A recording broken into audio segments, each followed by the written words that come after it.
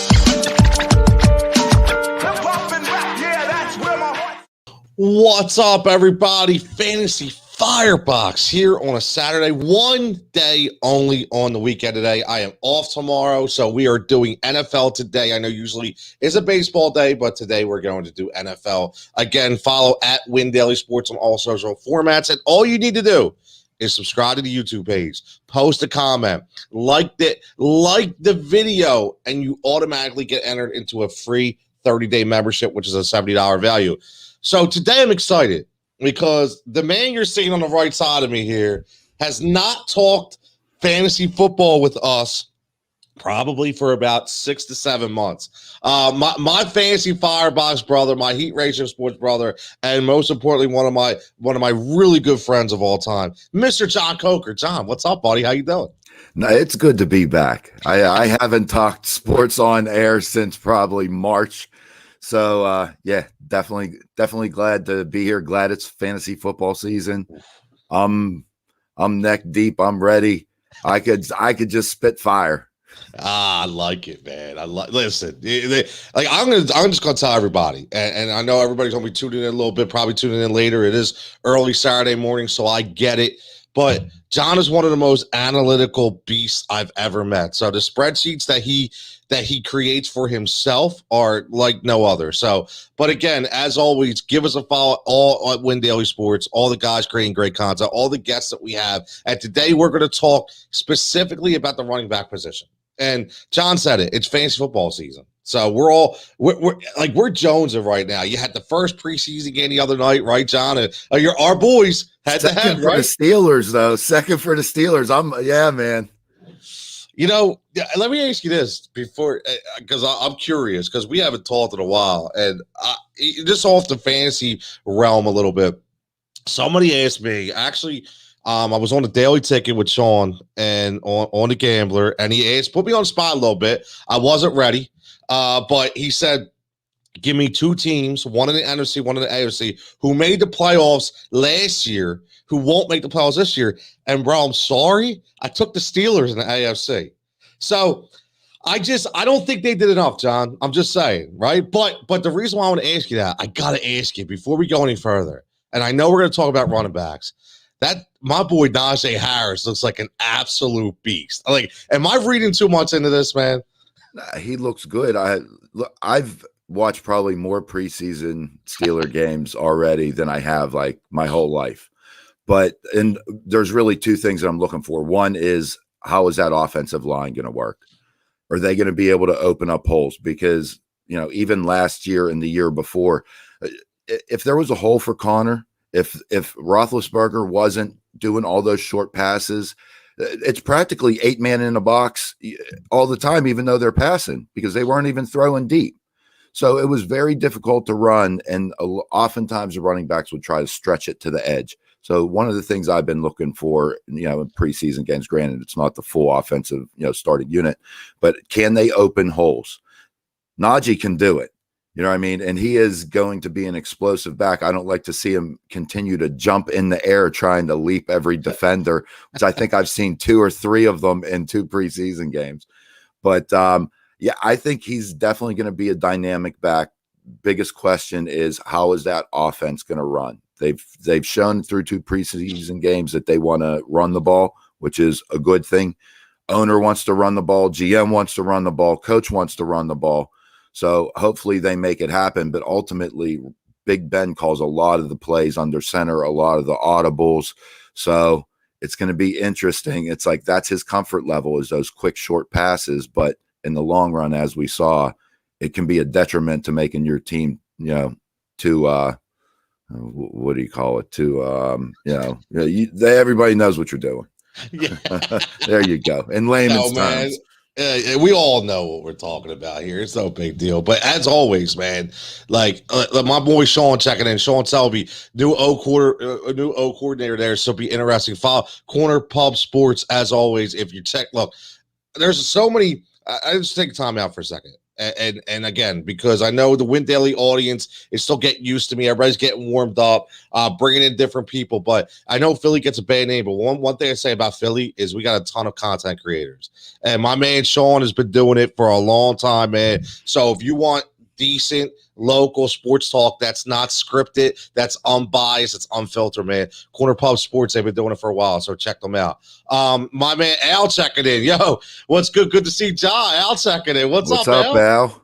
Al want to get his fantasy knowledge on today. I'm liking that, man. I'm like, everybody checking in for the fantasy knowledge. Sean, listen, no appreciation necessary, dude. We all grind for real. So you were there before me, so I follow you. Just follow the leader. But John, let's talk, because great synopsis. Great analysis on my man Najee, and we're going to be interested to see where he falls. But I've been talking top 5 weeks on the Gambler, and I went through running backs, went through quarterbacks, went through receivers. Today we're just going to talk specifically on running backs, and I think me and you could probably agree. And that's why I love, because we haven't talked, before this episode. So I'm curious to see the way your mind's working. I think we already know the top 3, in some semblance of order. I think it may be different here and there, right? But I think, do you disagree that we're talking a top 3 somewhere with McCaffrey and Cook and Henry? I mean, do you see those 3 guys being a top, or you got a little something different?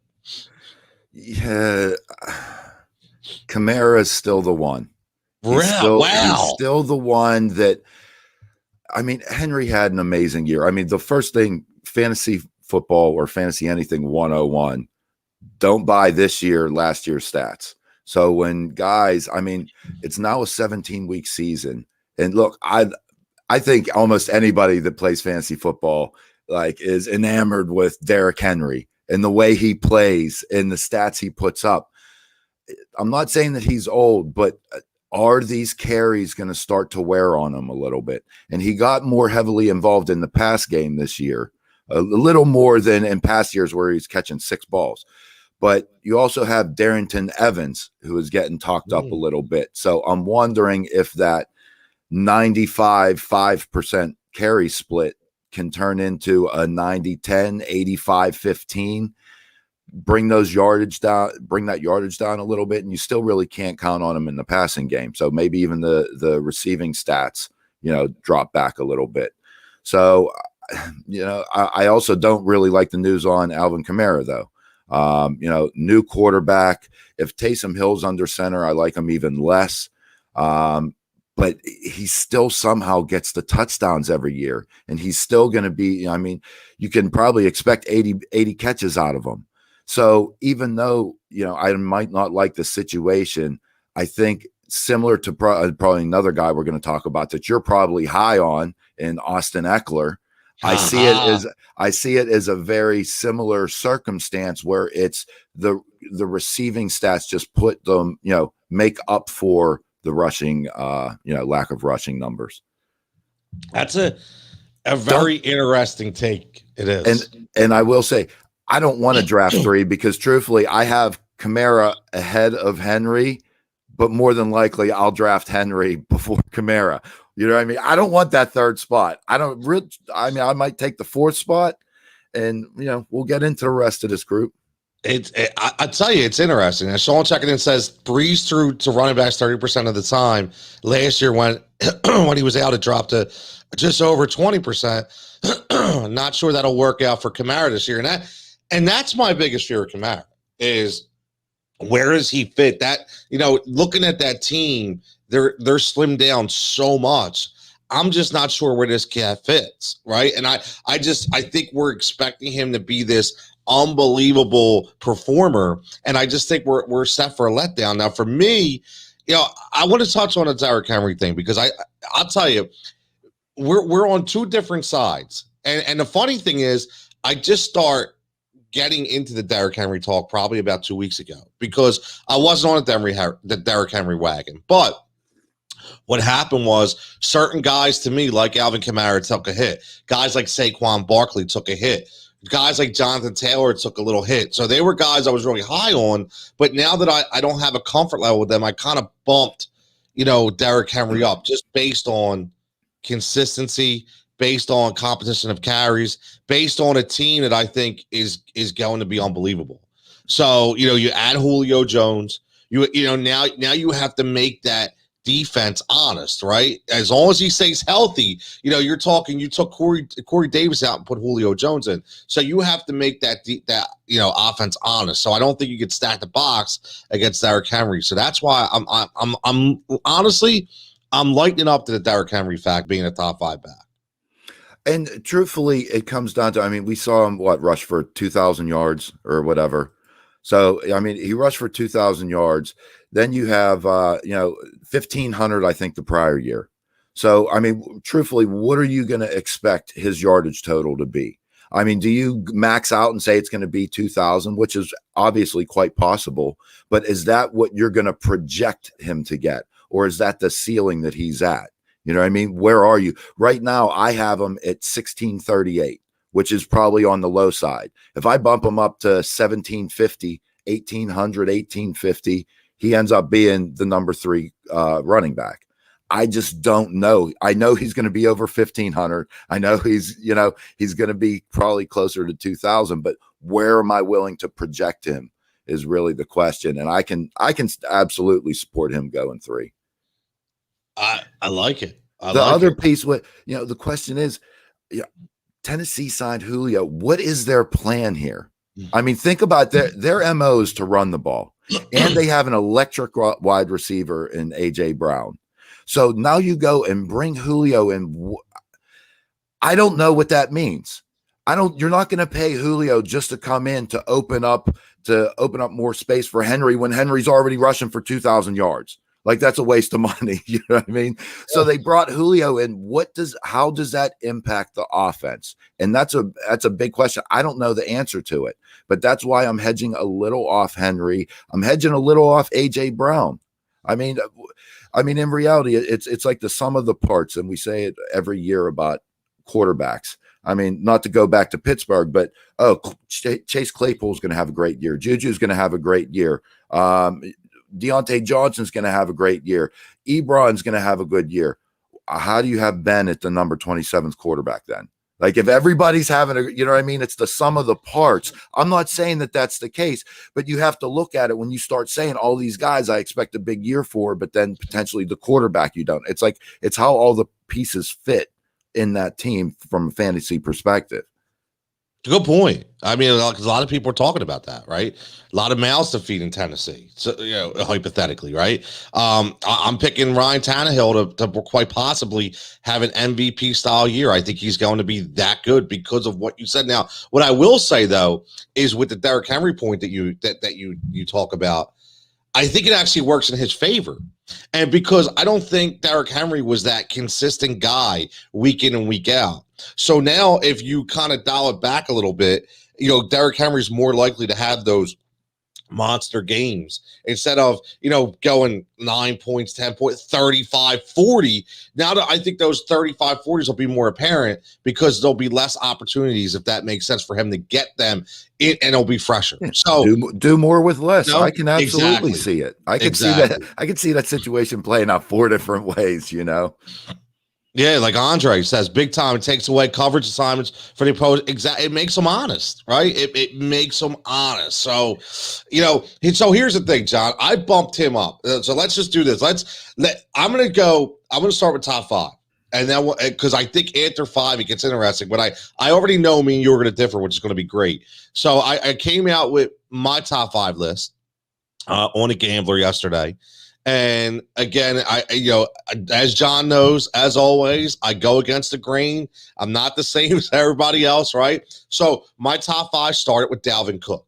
For me, Dalvin Cook is the 100% easiest, safest bet as your number one RB1, in my opinion. Based on this, the guy who missed 2 games last year, still finished with 1,600 yards. Everybody was talking about what Derrick Henry did last year, but everybody forgot what Dalvin Cook did last year. And as long as Dalvin stays healthy, and that's for everybody though, right? Because we're going to get to C-Mac in a minute. But as long as he stays healthy, there's no doubt in my mind, John, that he goes up at least 15% from what he did last year. Basically, there's no competition for carries in that offense. It's going to be revolved around Dalvin Cook. And the thing is exactly what we just talked about in Tennessee was, there you got a guy in Justin Jefferson who hopefully we'll see when he comes back and plays with the AC joint. That could be iffy.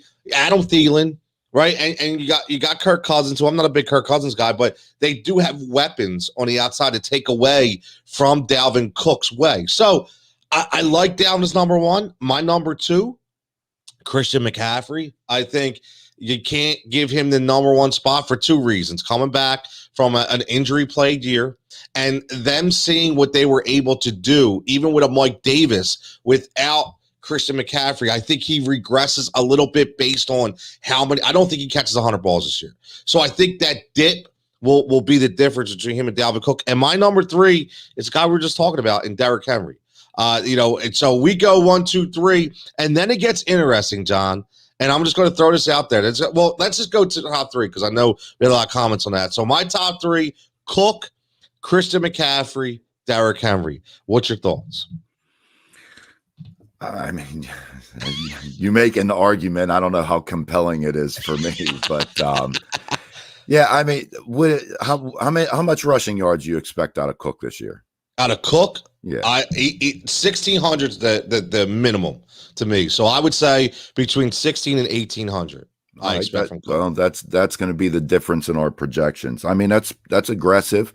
I don't think it's unattainable. I mean, for me, it's McCaffrey and Cook 1, 2. We could have conversations after that, but for me, the conversation ends 1, 2. Because even with Henry, who we already talked about, and Kamara, even with that, and then some of the other guys, I see 1, 2. That's, to me, hands down. Then we get to have a conversation of 6 guys in reality. Yep. I go McCaffrey. As good as Cook is, and what I see is similar rushing yard numbers. I see similar rushing touchdown numbers, but I see McCaffrey with twice as many catches. I have him at 96 catches, so just under 100. So I don't have him at 100. I have him at 1,350. So I might be a little light on Dalvin Cook's rushing yards. You know what I mean? But yeah, I mean, the difference between the two is McCaffrey's receiving abilities. That's what, to me, puts him at number 1. But I am a little bit concerned with his injury. I have him in a keeper league, and usually that slam dunk, oh, you're so happy you got McCaffrey in a keeper league. And even though I still have him as number 1, I got like this like heartburn, you know what I mean, coming up. Like, is he going to come back? All right, because it was a very frustrating year for McCaffrey owners last year. It was, and that's it. I mean, listen, here's the one thing, right? And we always remember, one of the biggest things is, we heard about McCaffrey, coming into his NFL career was he won't be able to hold up, right? He's not going to be able to be an every down back. And he shattered those skeptics right off the bat. But having an injury plagued year like this may make Matt Rule think just a little bit and say, you know what? Let's pull the reins back a little bit. I want to be careful with my prize possession. I seen last year we were able to get by with a guy like Mike Davis, who I want to talk about later. But I think that may hurt his value just a little bit when we talk about, and listen, people, when I say hurt his value, I'm not talking about hurt his value to where he fought. No, I'm talking about hurt his value as the number one running back, because if he doesn't get injured this year, I'm coming into this show right here with John and saying RB1, number one overall is Christian McCaffrey. Okay, so this is just based on the nick I think he'll get in the numbers. John says 96. I have a projected number of 88. So we're off about eight catches. That's it. But his 1350 for Dalvin Cook for me is easy 1600. So we're kind of a wash. And that's why I said, John, it's interesting because a lot of lists that you see, it's Cook or Kamara. I mean, Cook or C-Mac, in that top role. And then it gets interesting, right? I talked about Derrick Henry as being my number 3. I know you probably don't agree with that. I'm probably sure I'm going to guess who your number 3 is. Is it Alvin Kamara? Yeah. I have him there. But like I said, worried, huh? No, I know I'm absolutely worried. But I think he had, just like Austin Eckler, I think he has a floor, and he has probably the safest floor of any of the guys, just as safe as a safer floor than a Dalvin Cook or McCaffrey, in my opinion. Floor in terms of, hopefully, and no injury, but we've seen it, even the nagging ones. So yeah, I'm Kamara, but like I said, I may draft Derrick Henry. It also depends if we're talking a full PPR. If it's a half, if it's a half PPR, I'd probably have Derrick Henry bump up above Kamara.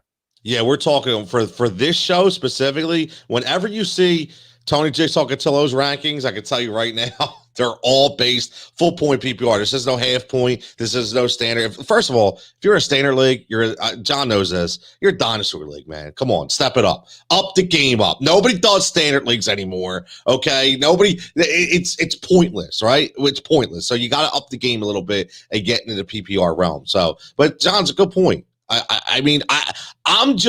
My thing is, when I'm drafting a top 3 running back, and again, I still think, because I think there's a 40 to 50 point drop off from number 3 to number 4. And my thing is, I need the safe pick. I need no questions, right? And what I look at is what we just talked about on this show. And what we just talked about was number 1, question mark, Derrick Henry, right? You made the Derrick Henry mark about, hey, is he going to hold up? Or, is it going to be the point where I see, maybe he doesn't get 300 touches, right? Maybe Julio Jones attracts a little more coverage, within internally in the offense where they pass a little more. I see that question mark, right? Christian McCaffrey dinged up a little bit, injury prone, who knows? Question mark. All right, right? So you look at that. Dalvin Cook, what's the question mark? So from that's the way I look at it. To me, I see what he's done over the last 2 years is consistent. So that's where I'm going. But John, this is where it gets interesting, right? This is really where it gets interesting is number 4. Okay, because as Sean says, pointless. I said, you know what, Sean? I didn't even realize I did that. But I like it. Yeah, no pun intended. But I see what you're talking about that I did there. I had no idea I did that. I love it. My man Mike checking in. I had the 3rd pick in a standard. Like. Mike, you got to get out of that dinosaur league, bro. Standard leagues are just like they're yesterday, man. Whoever the commissioner is, tell him to up the game and get out of that standard league. But super stressful, hate it. It's tough, okay? And that's where we're going to go right now to 4 and 5. That's right? Henry and again, what I'll do, go ahead, John, what's up? No, 3rd pick in a standard. That's Henry all day. That's Henry all day. Just get them touchdowns. Catches don't matter. Yeah, exactly. Catches do not. If you're standard, we're not worrying about PPR, right? We're not worried about that point per reception. So yeah, it's got to be Henry. It's got to be. And what we'll do is after this show, I'll do for everybody because I want to see what everybody thinks. So after this show, I'll post some stuff up, and we're going to give John's top 5 and my top 5 and see how they differ and what people like more. I kind of like doing that. And again, for everybody listening, check us out, Sirius Satellite Radio, 4 to 7 today. We're usually 11 p.m. to 1 a.m., but today will be 4 to 7 live on Sirius Channel 87. Tune in. We'll be talking fantasy all day long. But John, number 4. I shocked the world a little bit here. And John knows me. He knows I come up with these crazy analytics. And you know what? John knows. Sometimes I'm right, sometimes I'm wrong, but I'm not always wrong and I'm not always right. Right? I have these feelings, but my number 4, John, was I was scared. Right? I scared about Saquon, scared about Kamara. Right? I wanted a comfort level, and just so everybody knows, when I tell you who my number 4 is, the way I do this is I have a tier system.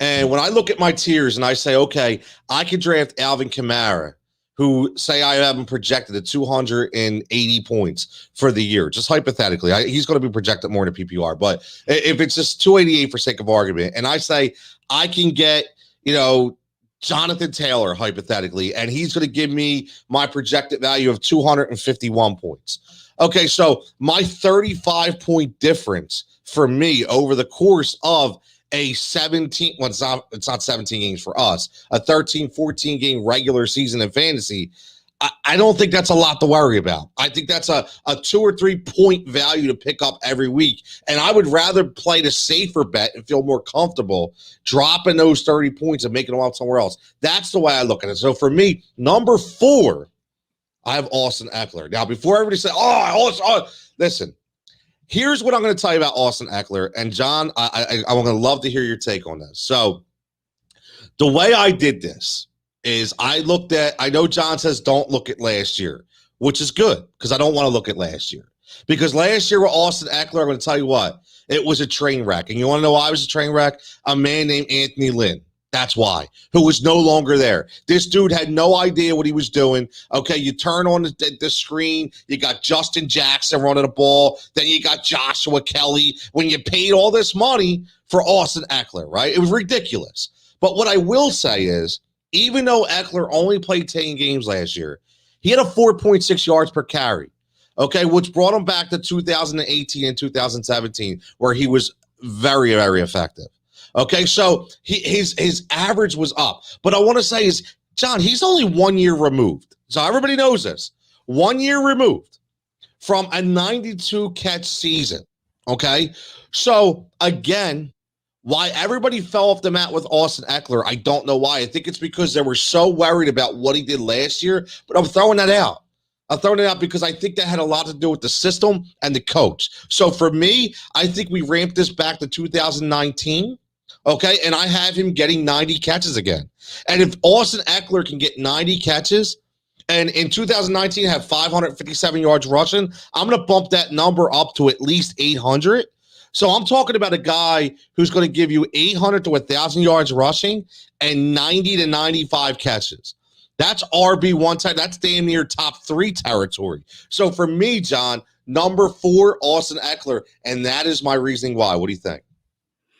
I mean, it's a little aggressive, but I mean, it's the same conversation I had with Kamara. I mean, in reality, you have a floor. You know he's going to get at least 500 rushing yards. I got him at 800 as well. Okay. So the only, I'm not banking on the 90 catches. I think he has the upside of 90 catches. Yes. I got him at 70. Ooh. All right, which 70, but that's probably, I'm looking, the only two backs that I have above him are McCaffrey and Kamara. So, okay. I mean, I have him at, in terms of catches by running backs, I have him ranked 3rd behind those two. You just have the number, though. That's yeah. All. And I mean, I can absolutely see the argument. I mean, from my number 5 to my number 8, it's a 1 touchdown difference from 5 to 8. So, yeah, 5 to 8. So and he's in that range. So you could really flip flop it. And that's not too far back from, even number 4 overall. So, I mean, I can see it. I can absolutely see it. Now, my thing is when we talk about, after the top 3, which I call it a big 3, no disrespect to Ice Cube, and Sean checking in says he's seriously underrated. With Herbert, he would light up. I agree. That's what I'm banking on. I know you still have Keenan Allen out there who's going to be a monster. Mike Williams, as long as he stays healthy, will be really, really good. They still have a guy in Jalen Guyton who's coming on, young guy. He's one of those 2 for 55 and 1 kind of guys, but I think he'll take a little bit of a big step. And you have Jared Cook, who I think is a very severely underrated tight end in that offense this year. But number 5 is another. It was a hard decision for me, John. And I was all over the map because I'm fading guys. Like I'm fading Joe Mixon. So I'm curious to hear your thoughts on that in a bit. But I took Zeke, and I took him as my number 5, and I looked at it and I said, okay, again, I think there's going to be so many different variables when we talk about top 10 and running backs this year, and specifically 4 to 10, right? Because I think the top 3 are kind of set. But if you're going 4 to 10, I think it's very, very interesting. What I did with Ezekiel Elliott is, again, last year was a toxic environment out there. I don't know what was going on in Big D. Who knows? But this guy in 2 years who had over 2,800 yards rushing, who averaged 4.6 yards per carry. So he's above the average that you want of 4.5. And again, a guy who had 170 targets combined in 2 years. So this is an offense that's going to score a lot of points. This is a defense who can't get off the field, who's going to give up a lot of points. So this is a team that's going to have to score a lot to give a lot. I'm not worried about Tony Pollard. He's just a change of pace guy to give Zeke a blow. This is going to be Zeke's team, obviously. So I have no doubt in my mind that he's going to get 1,300 yards rushing. I have no doubt in my mind that he's going to get 55 plus on the receiving end. I think he gets 60 catches. So I'm totaling him up about 270, 275 points overall from a fantasy level, which to me is top 5, and he rounds out my top 5. John, what's your thoughts? I got Zeke at 5 with 283. No, see, we're honest. I love it. We're right there, 2 points away. I love it. You know what, John, and again, being a Philly guy, it's hard for me, but we're talking fantasy. But honestly, the one thing I would say that's scary about Zeke was his attitude last year. I felt like, he was that guy, right? He didn't show up all the time. It was like, all right, can I trust him as a fantasy owner? When we expected him to step up, he really didn't. And I think a lot of it was based on his attitude. So that should scare me a little bit. But I think a whole all season, getting back to the roots, so to speak, and building that up, I'm not worried at all. I think he's going to have a really good year. Yeah, he should have a fresh head, that's for sure. I mean, you have to realize that, yes, I agree. He looked frustrated. He looked uninterested. But he had such offensive line issues. You lose Dak. The team's not winning games. I mean, it wasn't really a good season, in Big D. So I could see the frustrations build up. But, an off season, get hungry. I think Zeke's going to eat. I do.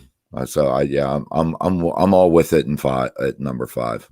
Zeke's going to eat. I love that. Zeke is going to eat. You're right, man. I feel the same way. I feel like Zeke is going to eat. Now, here's where it really damn near gets very, very interesting, right? Because this could go so many different ways. And that's why, I love this. And I'm going to tell you something right now that just based on what we're doing, this conversation on running backs is getting deep. So I'm just going to let everybody know that we're just going to we're going to talk just running backs strictly for this show. Okay. And the next one we'll do wide receivers. Cause I think I want to parlay that a little bit, but I don't want to keep everybody to Saturday morning. So, and again, this will be available on replay on YouTube. Check it out. As always, subscribe to Win Daily Sports, subscribe to the YouTube page. You get all this great content for free. So John, into the top 5, so many different ways you could go. So many different ways you could go. And let's just do this. Because I don't want to get in the whole top. Let's just talk about guys within that realm of 6, 7, 8, 9, and 10.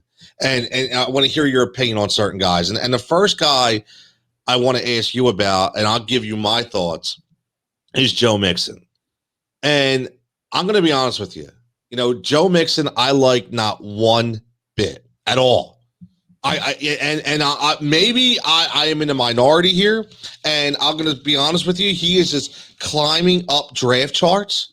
Every time I look, he's climbing up. And I'm going to be honest with you, John. I don't know why. Here's what I can tell the audience on why I'm against Joe Mixon. Number one, that offensive line is complete trash. They did nothing in the offseason right now to make me feel more comfortable about running the rock. Okay, in 2020, Joe Mixon had a 3.6 yards per carry. In 2019, he had a 4.1 yards per carry. 6 games, last year at 16.9 average, 16 games at 14.1 average.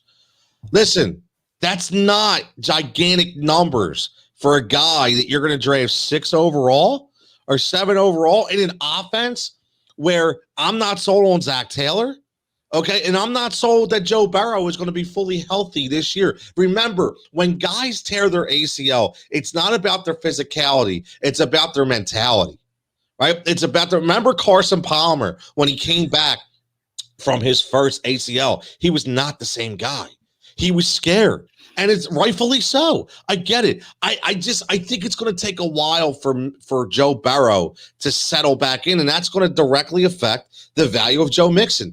I don't see, to me, there are safer picks than Joe Mixon. Guys like Antonio Gibson, who I would damn near draft every day of the week over Joe Mixon. So, John, Joe Mixon for you. Are you rising Joe Mixon or are you fading Joe Mixon when we talk about picks probably 6 through 10? Everything you said is accurate. It was not 2 or 3 days ago I used the same Carson Palmer reference when talking about Joe Burrow. And not just because it was Bengals either. It was just that's what it takes, because I was very high on Joe Burrow in the offseason. And then I had to check myself about, a few weeks ago. I just had to check myself. I'm like, I always say that when the guys come back from the knee injuries, especially a quarterback, that pockets collapse and you don't have the confidence that, it takes a year mentally to do it. But I didn't listen to myself with Joe Burrow's rankings. So I had to go back in and, make sure I adjust it. But I mean, the other thing is I thought this was a top 10 running back show, and Mixon's not a top 10 running back. So I'm with you. I love it. And I will take Gibson before Mixon. Gibson, that kind of rhymes. I like that. Gibson before Mixon. But I love what you said, because he's not my top 10 either. So, and that's why I want to ask you about him, because there's so many people, they're elevating him not only to the top 10, but like the top 7. And I'm asking, what do you see? All because Gio's not there? Is that what is really like you were worried about Giovanni Bernard that much? Like, no, he's not that guy. I mean, I know you were supposed to do baseball today. So basically he's a AAA, he's a quad A player. Like he's one of them prospects that he should be great. And you're always waiting for the breakout. And then, and then last year, I mean, he had a couple blow up games, and then he was trash every other week. Like, you're always waiting for that breakout, that year that he's going to do it. I think he's absolutely capable of doing it.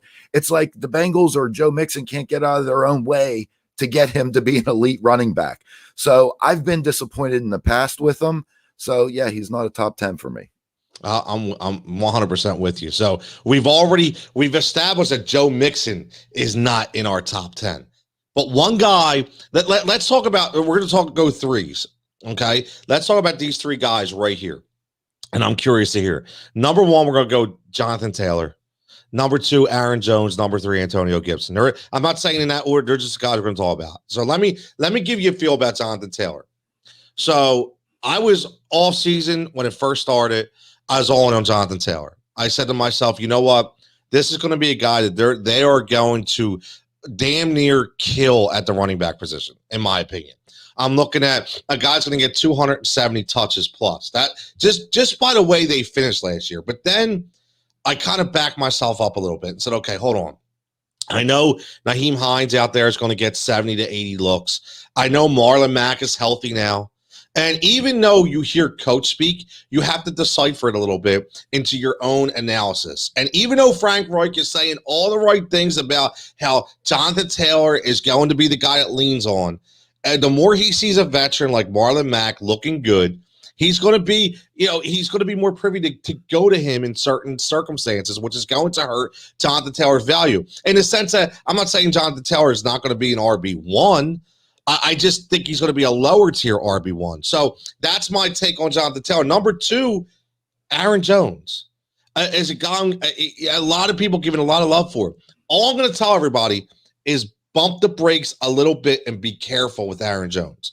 And the only reason why, and John knows this, right? John knows how touchdowns to me are an absolute premium. I cannot base all my analytics on touchdowns. And This is a guy who has 25 touchdowns in 2 years. 16 in 2019, only 9 last year in 14 games. I don't think he cracks 10 from a running standpoint. Now, I'm not talking about overall because I think he will get some receiving touchdowns, but I don't think he cracks 10. And he's very touchdown dependent, in my opinion. Again, for the big receiving element, everybody wants to talk about. John, he only had 131 targets 2 years, averaging about 65 per year, and only 45 to 50 catches per year. So I don't know why. I don't know why everybody's so in love with Aaron Jones. Not to mention they like a kid named AJ Dillon so much they did not re-sign Jamal Williams. All right, they didn't sign him specifically because they want to get AJ Dillon more clock. So I don't see the enamoration with Aaron Jones. And the other guy I will say that we want to talk about is Antonio Gibson, a guy that I absolutely love. I love Antonio Gibson. Now, I just got in a conversation the other day in a barbershop about Antonio Gibson. Oh, how can you love Antonio Gibson? You got to worry about J.D. McKissick. He had 80 Stop with the J.D. McKissick. I understand. J.D. McKissick was in a role on a team that was struggling to find their identity. Okay, that's why J.D. McKissick had so many targets and so many catches. There's going to be opportunities for J.D. McKissick, yes, but Antonio Gibson was dealing with a turf toe injury damn near half the year and still averaged 4.7 yards per carry. He still had 35 catches, right? So I honestly, John, he's one of the guys I really love in that 6 to 10 realm that I think that you can get as one of your really top RB1s. What do you say, man? A lot of information. I got a lot. Now in terms of Gibson, I liked what I saw. It was on a weirdly structured team in terms of fantasy production. Logan Thomas coming in late in the year. Alex Smith, like not even playing the whole year, and the game that he brought to the table is not like your typical, like they're just whole offensive game plan last year, and McKissick catching all those balls and Gibson catching balls and McLaurin catching balls. And it was just weird. And I like the player, but it's going to be interesting to see what Fitzpatrick does. They brought in Curtis Samuel. They got McLaurin. They got Logan Thomas. We know Fitzpatrick likes to sling the ball. How much is McKissick going to be used? I do like Gibson, and I have him very close to my top 10, but I've never been as high on him, I think, as most experts and most other people. I still like him, don't get me wrong, but I like him. I love him as my number 2. I'm not crazy. I really don't want him as my number 1. Makes sense. So what do you, because a lot of people are all over the place with Aaron Jones, and I gave you my analysis of what I think about Aaron Jones, who he's still a top 10 back. There's no doubt about it, but a lot of people are drafting him as like a top 5 back, which I think is irresponsible. Just my opinion. So what's your take on those two guys, and Jonathan Taylor in Indianapolis, who's another riser, and Aaron Jones in Green Bay? Taylor, even let's just say even a month and a half ago, Taylor was pretty much ranked number 4. And similar to Gibson, I mean, and this is my fantasy mentality also, is really hedging my bets and not, watching my sample size. I would rather miss out on a 1 in 4 shot that 5-game, 6-game sample works out, and versus going after a proven veteran that may not have as high of a ceiling, but slow and steady. Just give me the numbers every week. I don't need you to blow up for these huge, crazy games, like, up and down. But so that's kind of my fantasy mentality. Jonathan Taylor, I just didn't see him as high as most other people that had him at 4. I always had him in that Nick Chubb range. I mean, in me, how different is Jonathan Taylor versus Nick Chubb? They're both going to get their rushing yards. They're both going to get their rushing touchdowns, and they're not going to catch the ball a heck of a lot because they got another back that comes in for a lot of that work. So truthfully, if you flash some stats up in front of me on projections of whatever, 1,300 yards, 10 touchdowns, 35 catches for 300 yards, that could be Taylor or Chubb. And that's more where I see him, not that 4. So I was never high on him. I do have Taylor at 10. Okay. Number 10. Jones, all your points that you make, I agree with. I have him at 7. He's in that meaty range. Like I said, I could go from 5 to, truthfully, even 9 and 10. I'll take any of them. I'm comfortable with those guys as my RB1. I could see any of them going as high. You said the difficult, question is at 4 or 5. I could see any of them going. I could see Jonathan Taylor, Aaron Jones, or Gibson being the number 4 running back at the end of the year. Yep. I could also, all of them could potentially be out of the top 10. Isn't that crazy? My top 10 is truly, that's who I consider I would be happy with as my RB1. So yeah, that's where I'm on those guys. Now you mentioned, so let's touch a little bit on Nick Chubb, because that's another guy, right? Let's talk about 2 guys in that AFC in your favorite division, all right, owned by Steeler land. Let's talk about Nick Chubb and let's talk about Najee Harris. I know we talked a little bit about him in the beginning, just from a NFL standpoint, from a fantasy standpoint. Here's 2 guys that obviously have different questions. Najee Harris, the question is, how much is he going to get? How effective is he going to be? How good is that offensive line going to be in Pittsburgh, which we see has been decimated over the last couple of years, right? Because they do have a lot of guys on the outside, like you said. They have a triple threat of Juju and Chase and Deontay, who's going to get the ball with a big guy in Ebron, who is a decent blocker as well. So it all depends on what style of offense they run, but one thing is the kid's young, he's electric, and he looks like he seriously is not afraid of contact. And now on the other side, in Nick Chubb, you make the valid point of, and what I've been saying all along, is when there's a guy in Kareem Hunt that you're already projected to have like 60 to 70 catches, and you already look at Nick Chubb's numbers, he hasn't gotten the receptions. So here's a guy who you need a breakaway run, right? You need a touchdown in order to be effective and successful. And I can't bank on that. So I think he'll be in the top 10, but I think he'll be closer to the end between 8 and 10 as opposed to 5 and 7. But I need to feel better.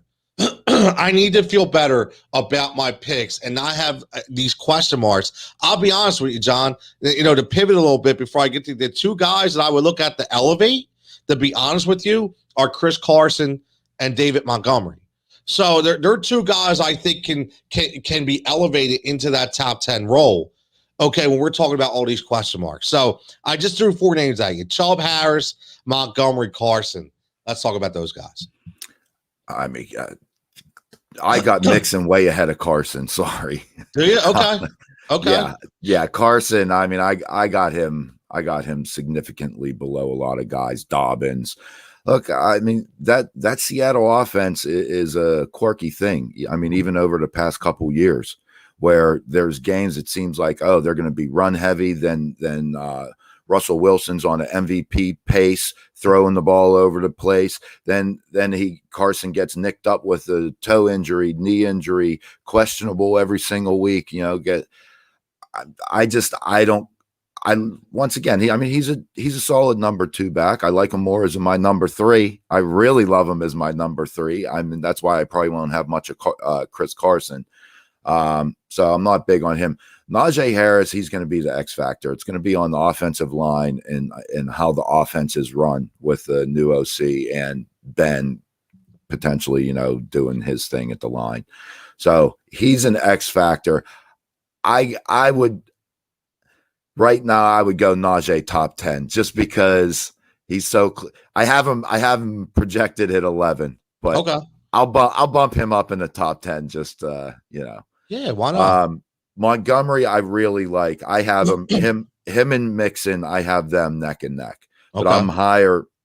A lot of people don't have Montgomery very high. We'll see what Damian Williams does with his workload. And also the impact of when Justin Fields comes in at quarterback. I don't think it's a question, it's a if, it's when. And I wouldn't be surprised if it's week 2. Week 1, They're at the LA Rams. They're not, I don't think they feast Justin Fields out there week 1. But week 2 is quite a possibility. They have a rather easy stretch there for, I think, 3 games. Well, who knows? I mean, it could be later than that. But Montgomery, with the offense they might run with Fields and potentially in the shotgun or whatever. I don't think Montgomery runs very well in those situations. But I mean, I do like Montgomery. I have him, That's a good point. I see a cutoff like right around this Montgomery range. And who was the other guy? Oh, Chubb. I'll tell you what, if I got to make a bold prediction, I would go with some. If Chubb gets 13 rushing touchdowns, he's in the top 5 at running back. Wow. If he gets 13 rushing touchdowns, because he's touchdown dependent, which is my bold prediction. So it's really a crapshoot, but I see no reason why he can't get 13 touchdowns. So that's my bold prediction there. I do have Chubb. I got him ranked at number 9. So right behind your boy Eckler. Right. The only guy we didn't talk about is, really Saquon Barkley. Well, so that was going to you segue right into it because we're getting up against that time, and I wanted to end with the question of you touched on Kamara, right? So the two mysteries are Alvin Kamara based on number one, just on the team and who's going to be throwing the ball and how the offensive system is going to work, and number two is Saquon Barkley. Right. And here's the thing. I'm going to mention about Saquon. When he's on the field, we all know he's an absolute stud. Okay. We know that. But again, here's a guy, 15 games in 2 years, right? That's what he's played. All right. He obviously, what happened with the ACL last year, and the year before that, he missed 4 games. So he has to show to me, number one, that he can stay healthy. Now, obviously, in 2018, his rookie year, he showed everybody a glimpse on what he is, which is phenomenal, right? 1,307 yards, 5.0 yards per carry, 121 targets, 91 for 721 and 4. So this is a dude, 300-point potential from a fantasy perspective. He's definitely a top 3 running back. But my thing, John, is I don't like when you come back from an injury like this and the team is very non-committal. That's what scares me. It's different when you have a running back or a player that's coming back and, you hear that everything, yeah, he looks good. He's going to be ready. Looks good. He's going to be ready. And here's one thing I will tell you. I'm a big Instagram as sniper. Okay. I should say I'm a creeper on Instagram. Okay. When it comes to these guys, my man, Brian checking in. What's up, Brian? As always, checking in, my man. So here's the thing. Saquon Barkley, if you follow him on Instagram, he's normally posting workout videos all the time. That's all he ever did was post. And he posts a lot of workout videos. I've seen none, 0, which already made me think a little bit. Then I keep hearing, you know what? Yeah, we think he may be ready to go in week 1 or maybe week 3, which means to tell me they have no idea that he's still not ready, kind of like the Tariq Cohen situation in Chicago. So I don't want to touch it because he's going to go that early. And this is where, John, I'll say this before I pivot to you. Here's one of my own. This is Tony Jigsaw Cutillo analytics here, okay? Not to say that they're always going to be right. But when you talk about, I look at a 20% analysis. And what I mean by that is, if I draft a guy at number 3 overall, the odds that he produces 20% higher than his projected value are a lot less than him finishing 20% below his projected value. Now, if I look at that list and I take a guy like Austin Eckler instead of Saquon Barkley, the odds are the 20% is going to be in the positive instead of the negative. And his baseline is still only going to be probably about 7% less than what the projected value of Saquon Barkley is. Now, for me, all that in a nutshell, I feel more comfortable drafting a guy that at the end of the year, we're probably going to be talking about 4 points per week in fantasy analytics, which means I can pick up a guy, John, a wide receiver later on in the 6th or 7th round that maybe projected value was 9 and he gives me 14. So I'm more comfortable doing that. I'm not, unless Saquon Barkley drops to the 2nd or 3rd round, I'm not drafting him in the 1st round, man. I'm not touching him. That's my opinion on why. John, what do you think? I agree. I mean, one of my fundamentals, you don't draft injured players, especially easy, early. Right?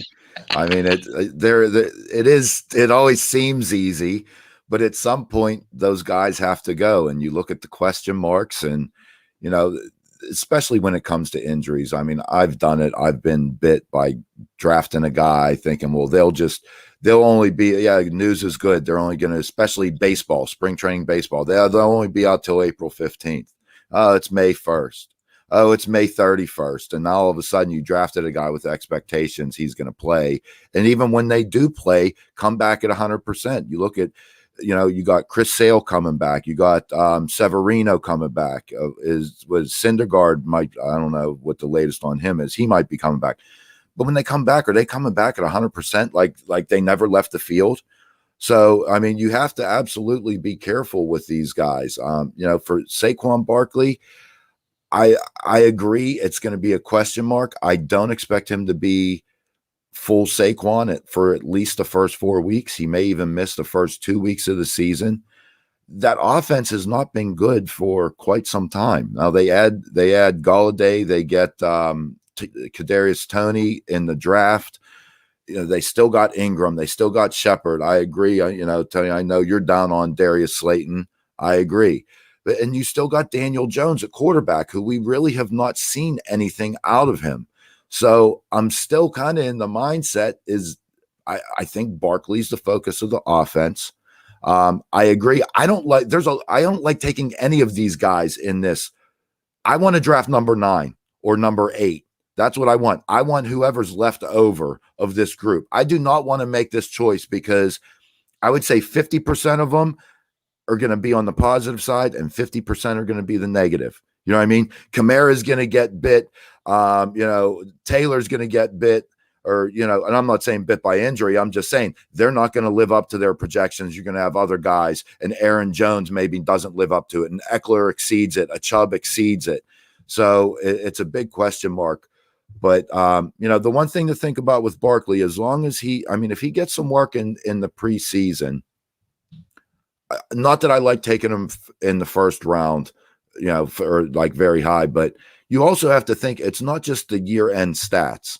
It's if you have a number 3 running back who you're going to use as to plug in when there's bye weeks, and he's capable of handling a load if you have a strong team, you just bench Barkley for the 4 weeks. You're still getting production. And then when he comes back, hopefully, look, you don't draft for the playoffs. But, in Barkley's case, I think we can agree that when he's on the field, even if he's 80% of what he was, as long as he's playing the games, that's still value. That's probably still close to top 10, even at 80%. So if I could bank on 80% of Saquon from weeks 5 on, it's not the worst thing. I would say that's the floor for Saquon Barkley. That's a good way to look at it, man. It's a good, and that's why when you study fantasy football and you break down that's why you have to look at these percentages, and you have to, because you have to forward think. Listen, I understand everybody says, I hear people talk about, the projections are trash. They're really not. It's on how you use the projections. That's what it is. John has his own projection models. I have my own projection models. There's a reason why, and I put all my thoughts into it. I don't just go overall numbers. So you have to look at these percentages, and you have to balance them, right, John? You got to balance, look at who's being drafted after. Look who's being drafted before. Look at I'm a big 3-year guy. So I like consistency. I like the 3-year totals. That's because at least it gives me a big sample size of what the guy's able to produce. I completely agree. Brian, check it in. Anything. Say a Marlon Mack, favorite 12 to 15th round running back. He says him and Chris Carson. Chris Carson in 15th round. What league you in, man? I want to join that one. But yeah, John, what were you saying? I'm sorry. I don't even remember. we got a minute for a couple guys to watch. So hold on before we do that. All right, I didn't know if we were getting into that. Oh yeah. I'm going to post in the comments here. I want your top 5, so we have them. So your top 5 is CMAC 1, right? All right. All right. Since I'm not going to go off my projections. I'm going to go off of where I would draft them, how I would go through a draft 1 through 5. All right, because I would draft Henry before Kamara, even though I have Kamara projected at more points. My comfort level with him isn't there. So I'm going McCaffrey, Cook, Henry, Kamara, Zeke. So I like it. I like it. So that's why. Okay. Brian says no. Carson Wentz. He said Carson Wentz, not Chris Carson. Okay, I like that a little better, Brian. I'll give you that. So here we go. We got Jigsaw's top 5, which is Cook, C-Mac, Henry, Eckler, and Zeke, and now we got John's top 5 of C-Mac, Cook, Henry, Kamara, and Zeke. You see, I mean, like. The only difference is Kamara in there. Kamara for Eckler, right? So that's what I'm saying. It's all about how you formulate. Now, John wants to talk about sleepers, which I like, right? So we'll end that on this. Guys that may not be talked about enough. Guys are slipping under the radar. We all like them, right? We talked about the top 10. What are the guys afterwards? I got a couple, but we're going to go John first because I know he's got some. So, John, what do you got for us? Yeah, I sleeper. I don't know if I'd use that term. I'm looking undervalued. I'm looking at guys that are, number 3 guys or below. So not top 24 running backs. I'm going below the top 24. Just guys to keep an eye on, pay attention. Good things could come out of it. I mean, we saw what Ramondre Stevenson did in New England. I still typically don't trust the New England backfield. Especially from week to week. You got Harris, Michelle is still there with James White, et cetera, et cetera. But keep an eye on him. Belichick has been known to flip a guy, and just bring the third stringer in, and he plays, he starts for a couple weeks. So, a guy to keep an eye on. Going back, continuing up the list, I guess, from lowest to highest, Xavier Jones for the LA Rams. Darrell Henderson, first of all, the expectations of Akers to step into this role that was going to excel him to a top 5-6 back. I think I had the same mentality as Jonathan Taylor, same mentality as Antonio Gibson. That was my mentality with Akers as well. Small sample size, look good, new year. Now what is it going to be? So I was not as high on Akers, but now you get Darrell Henderson, who he couldn't run away with the starting job when he had it. Why all of a sudden do we think Darrell Henderson is this 3-down back that's going to carry this workload? And that's where I see Xavier Jones potentially coming in and maybe stealing the majority of the workload, by mid-season. I like that. I still think they're going to sign somebody. So I could see like a Le'Veon Bell. Todd Gurley, bring him back. Yeah, I could see it.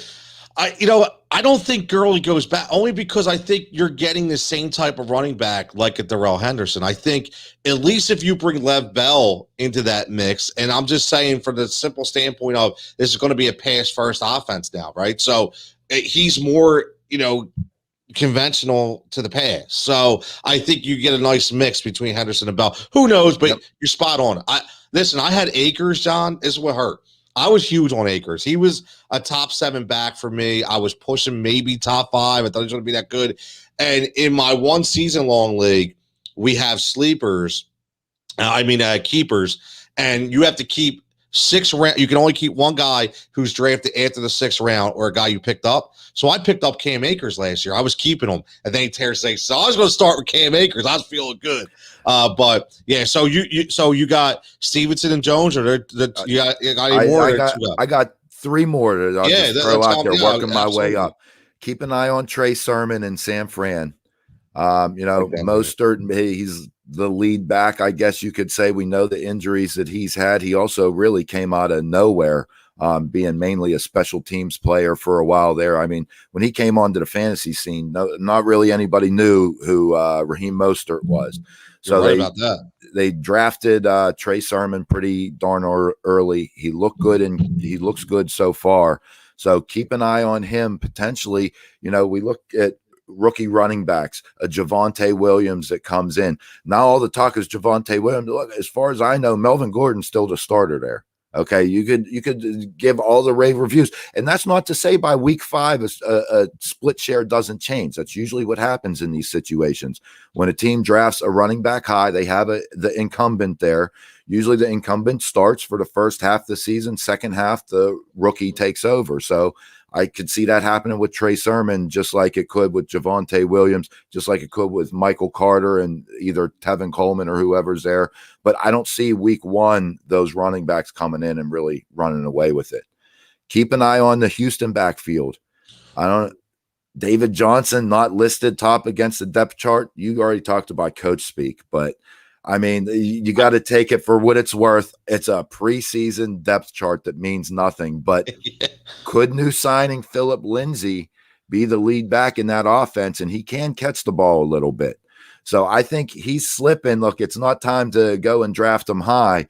But if he does get that running back job, he's a nice number 4 running back to have. You know what I mean? In a bind, bye weeks. So I have him ranked at about 34. So I don't want him as a number 3, but he could be, he could be some value there. And don't forget about James Robinson, Travis Etienne, the new shiny toy. The connections he has with his younger teammates and coach and these things. But James Robinson, look, they let go of Fournette for a reason. All right, James Robinson, he did nothing but excel, and I still think they're going to run the rock with him. I think Etienne is going to be used more on the third downs. He's going to take some rushing work. I'm not questioning that. But don't forget about James Robinson and just throw him off in the trash heap like he's not going to be a valuable guy. James Robinson could be a good number 3 running back this year, even with the weapons and the offense. People forget about him.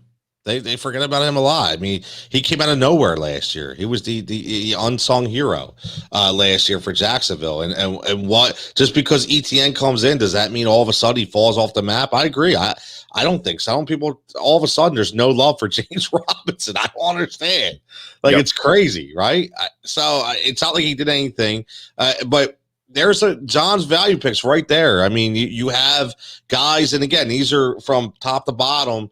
These are guys that he's just saying aren't being drafted where they should be, right? I mean, that's the biggest thing. They're not being drafted. Now, Brian checks in. I like this. I love this pick because I hyped this guy up on Sirius a couple weeks ago. Marvin Jones. John shaking his head. Everybody, listen. I'm just going to give you my take. And I talked about Marvin Jones a couple weeks ago that everybody's sleeping on Marvin Jones. You have a rookie quarterback, and you have a rookie head coach. DJ Chark, listen, we can't be 100% sold on DJ Chark. I like him, but, whether it be the ankle surgery, whether it be the inconsistencies, I'm not sure. But you have a veteran in Marvin Jones that's going to create a relationship with the quarterback who is a rookie, Mr. Lawrence. So I really think that connection, when you're a rookie quarterback, you always look for the veteran. And you see what Marvin Jones did last year without Kenny Galladay, right? So I think he's completely being overlooked. Everybody's in the Laviska Shenault conversation, the DJ Chark conversation, but everybody's leaving out Marvin Jones the same way they're leaving out Sterling Shepard. 2 receivers that we'll talk more on next week. But those guys, John, Marvin Jones, I see you shake your head. You agree? Yeah, I mean, we were going to talk wide receiver sleepers. Yes. I mean, it's going to be very interesting to see how that offense runs with, those 3 receivers. We touched on the 2 running backs, new coach, rookie quarterback. What is this offense going to look like? I mean, Lawrence is not, I don't see him spreading the ball amongst 3 receivers and ATN. So he's going to pick 2 of them. And who are those 2 going to be? Yes, I've had Marvin Jones moving up. Now, but what's the craziest thing? Take the whole entire team. Who is the first player drafted in fantasy leagues for the Jags? Is it Marvin Jones? That's interesting. And let alone, now think about what round that's going to be. Yeah. Now you're right. And you could say the same thing about the Jets. You could say the same thing about the Houston Texans. I mean, those are 2 really bad teams, but the Jags have some weapons that they could use. You just don't know, nobody's that high on any one guy. And 2 of them are going to pan out and be steals in the draft, whether it's Etienne, James Robinson, one of those three receivers, even Lawrence. There's going to be at least 2 or 3 of those guys that stand out as studs. We just don't know which one.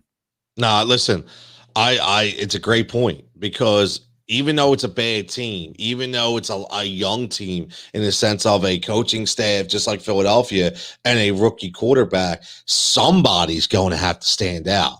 And at the end of the day, I'm going to take the guy that's going to give me the most comfort level. Now, I love Laviska Shenault. I think he's going to do a lot of different things, but I don't know if I'm very confident in Urban Meyer to be able to get the best out of him in year one, because I think he's a very unique style of talent. So I think it's going to give Urban Meyer a year to kind of understand what this team is. Marvin Jones has always been a crisp route runner. He's always been a guy that you can look to with good hands. So he's that guy that you're going to lean on. It happens. We see it all the time, right? We see it all the time. Look what, and I noticed a stretch, and by no means understand, I'm not saying this is Josh Allen, Stephon Diggs territory. What I'm saying, though, is Josh Allen leaned on Stephon Diggs as the veteran presence, which elevated his game, which is exactly what I feel Trevor Lawrence is going to do when it comes to Marvin Jones. So, yeah, John, you're right. I mean, right now he's trending as overall, as ADP in a 12-man league overall, okay, is 13th round. Right, so you're talking about between 13th and 14th round, Marvin Jones. That's an absolute steal, just like you said, absolute steal. Yep. Yeah. So yeah, I mean, Brian checking us a 7 to 85 for 1,111. The 11 touchdowns is big. That's ballsy. But listen, 70 to 85 is not. I could see that from Marvin Jones. I got him at 76. There you go. There you go. How many yards? I got him just under 1,000, because I'm hedging my bets. I mean, like I said, like I'm not ranking. I'm not ranking any one of them too high. But then when I get into that range, I'm like, this could be a steal. This guy could, just like you said earlier, this guy could really overperform his draft projection very easily. So that's a guy that I'm looking at when I'm, going through my draft prep. No, I love it. I absolutely love it. And this is getting me excited, because next week we're going to be talking wide receivers. Are going to get me even more excited. So, listen, it's fantasy football season, man. It is fantasy football season, and I just want to say it's been a while. Everybody knows who follows, either of us, especially who follows Heat Ratio Sports. Me and John had a Fantasy Firebox show every Wednesday. We were doing it for the better part of 2 years. Things happen. Everybody takes different directions. Life happens, right? But, now we're back a little bit. And John, listen, when John has the availability, he's going to come on. I'm going to be here, right? But again, we're going to get more of this analysis, because we blend well together, we talk well together. This is what we do. So again, Win Daily Sports. Follow all social formats. Again, follow the YouTube page. Subscribe to the YouTube page. Free 30-day membership. All you need to do is comment if you're a new subscriber, and we'll get you hooked up. Go follow the Discord chat for free. You'll see everybody in there talking about whether it be DFS, whether it be Standard League, and we're going to have little things that go on throughout the week as well. So, John, feel good, huh? It was great. It is a great way to start the day, man. My juices are flowing. Yeah, that's why I love the night. Like, it's funny. So when Jason was like, hey, what time you want to go? I was like, listen, give me the early. I will go at 9 a.m. Not because, again, I make my coffee, calm down, right? Everybody's still in bed. John knows I'm all not bothered. Let me do my thing, and I'm good for the day now, right? Well, and I'm an old man nowadays. It's 10 p.m. hits. It's bedtime. Like I can't be doing no podcasting. Then my brain's wired. I can't fall asleep. Then I'm not on a lot of sleep. I'm cranky the next day. Oh yeah, my normal alarm clock goes off at like 6:45, 7 o'clock. I'm up. I'm ready to go in the morning. But them night times, man, they kill me. Yeah, listen, I'll tell you what. I did a 11 p.m. to 1 a.m. That was rough. I liked it. That was rough. But you're not prepared, man. It's like, woof, man, that hits you like a ton of bricks. So let's just recap what we did here, we went a little longer, but that's okay. We had a great conversation. We had John's top 5 here. Okay, C-Mac, Cook, Henry, Kamara, Zeke. We had Jigsaw's top 5 with Cook, C-Mac, Henry, Eckler, and Zeke. And then we got John's value guys. Look at guys in these running back values. Stevenson, Jones, Sermon, Gordon, Lindsey, and Robinson. Guys you want to look at later on in drafts or even earlier in drafts that maybe the information out there may be skewed a little bit depending on, like John made a good point about ETN and James Robinson. Why all of a sudden is James Robinson being forgotten about? I'm not sure, right? I'm not sure. So, look, Brian at the end checking in with Miles, and we didn't even touch on Miles Sanders, John.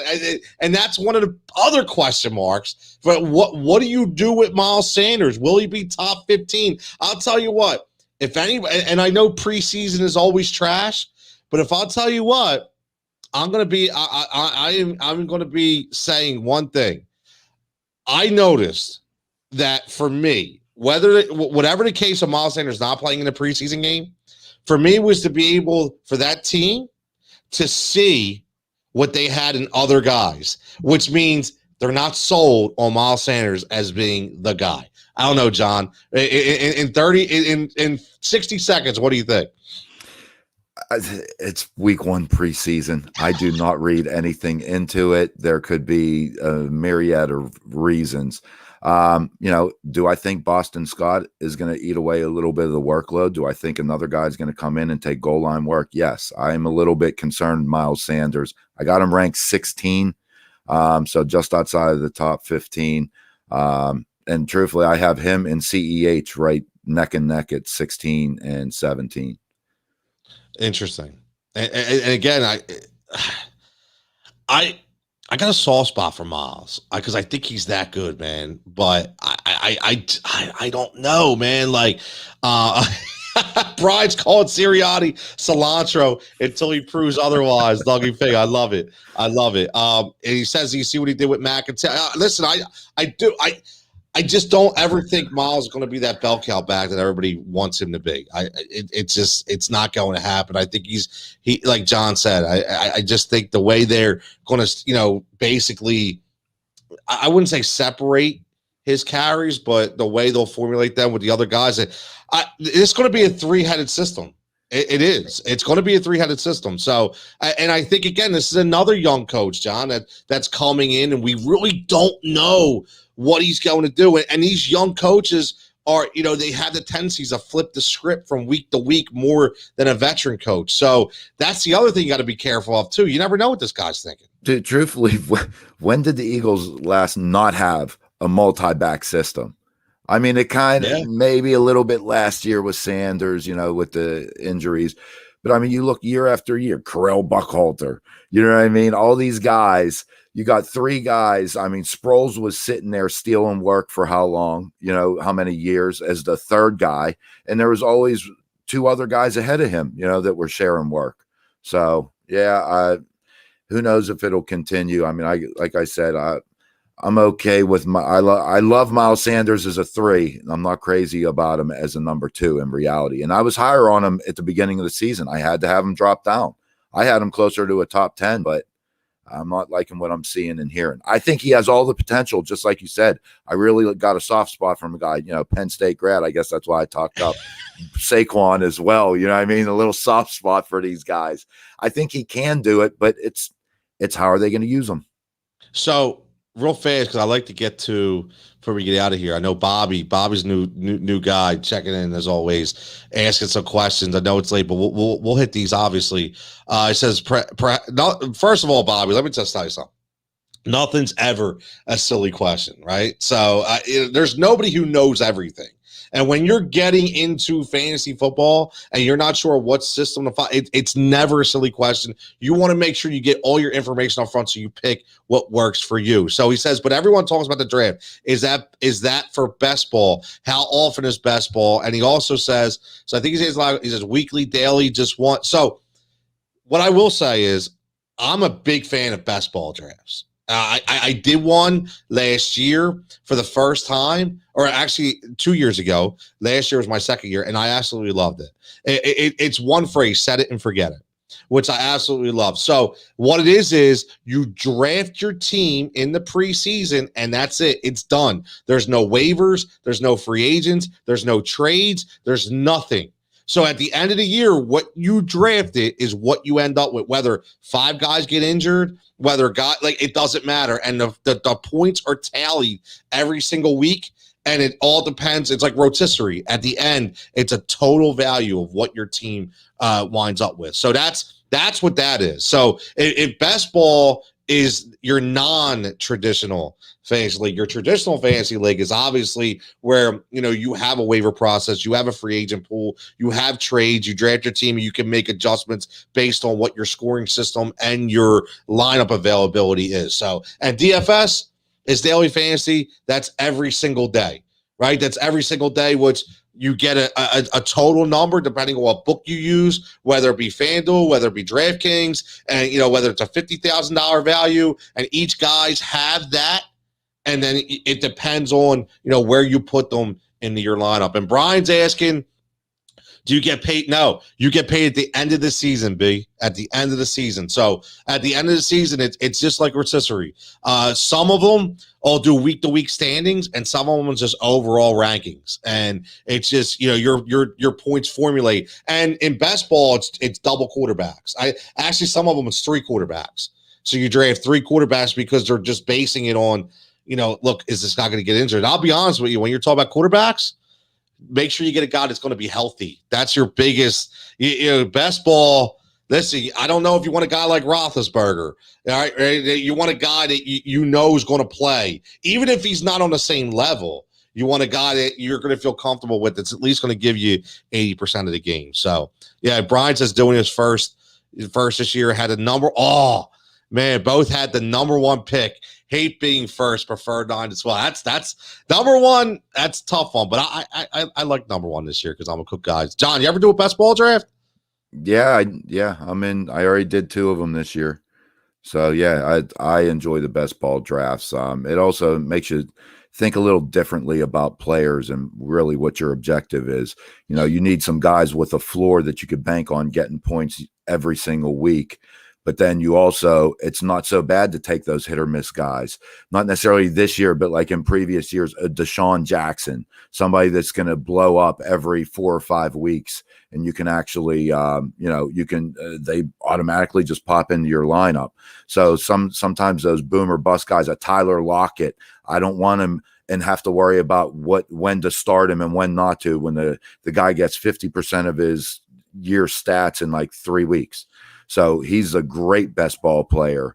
So yeah, but yeah, I've done a couple. I enjoy them. What you said about quarterbacks. Yeah. I mean, one of mine is one's a super flex. One's just a 1 quarterback.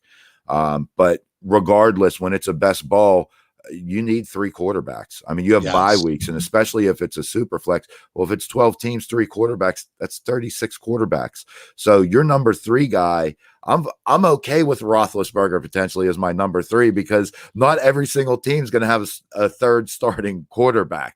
But yes, you got to get those 2 guys to at least battle week. You don't have to have one of the top studs as long as you get 2 good guys. I mean, I think one of mine, I weighted a quarterback and went Brady and Cousins in a 12-team super flex. So not great, but Brady and Cousins. Or wait, no, that wasn't even a super flex. That was only a 1 quarterback. So I'm like, look, I'm good with either of these 2, playing off of that. So no, it's good. It's a good point you brought up about Roethlisberger. I didn't think about that. I'm not saying. I'm glad you said that. So you want, especially like you said, Brian checking in said both of his leagues were 4 quarterback leagues in best ball. So yeah, I wouldn't make him I wouldn't take him tops, right? But if you can get him later, yeah, absolutely. Right. Sometimes you just need a body. Yeah. I just need a body in that spot. Even if he scores 12 points, it's better than, anything else. Guy like Marvin Jones could be huge in best ball. Just throwing it out there, man. Just throwing it out there. But John, listen, we got hour and 23 minutes, dog. This is what happens when we don't do shows together for like 6 months, man. Yeah.